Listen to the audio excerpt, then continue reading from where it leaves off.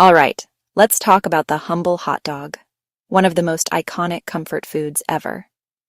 Today, I'm going to show you exactly how I make the perfect hot dog at home, step by step, so you can treat yourself any day of the week. First things first, let's talk hot dogs. Beef, pork, chicken, plant-based. I like mine all beef for that classic flavor, but honestly, use whatever you love. Now the bun. I always look for those soft, slightly sweet buns that just hug the hot dog. If you want to get fancy, try toasting them for a minute or two. Just open them up, pop them on a skillet, let the insides get all golden and a little crispy. Trust me, it makes a difference. While the buns are toasting, bring a pot of water to a gentle simmer. Not a rolling boil, just those tiny bubbles. Slip your hot dogs in, let them heat for about 5 minutes. You want them plump and juicy, not split open.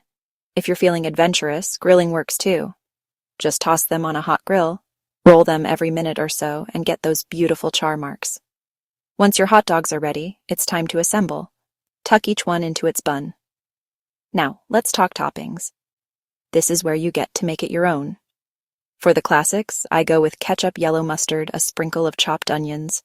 Sometimes I'll add a few pickle slices or even a little relish if I'm feeling wild. But hey, don't stop there. Sauerkraut, jalapenos, shredded cheese, a zigzag of sriracha. The sky's the limit. Now for the pro tip. Don't overload your hot dog. You want to taste each layer, not lose your dinner to gravity. And that's it. In less than 10 minutes, you've got a hot dog that's juicy, flavorful, and totally customized. Don't forget to share your combos in the comments. See you next time.